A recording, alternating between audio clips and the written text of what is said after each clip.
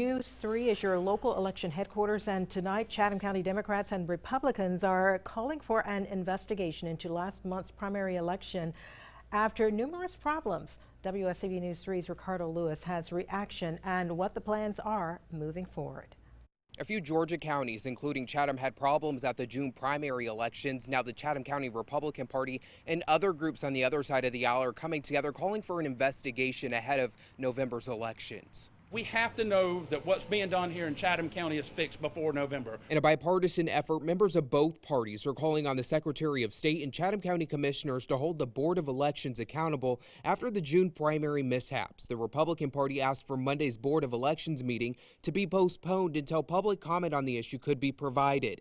The board responding to this, saying in part, the Board of Elections will not bow to political pressures to postpone Monday's meeting and the important elections work at hand. We're also asking for the Chatham County Commission to initiate their own review of the current superintendent and the members of the Board of Elections, and to seek to correct the mistakes and almost complete lack of oversight that has transpired the last few years. County Commissioner Jay Jones was asked whether or not the County Commission could handle a review like this. It's not whether we can handle it or not.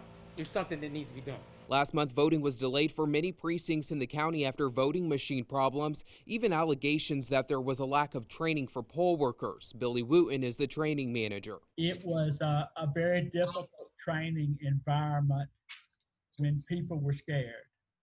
They came to the classroom scared.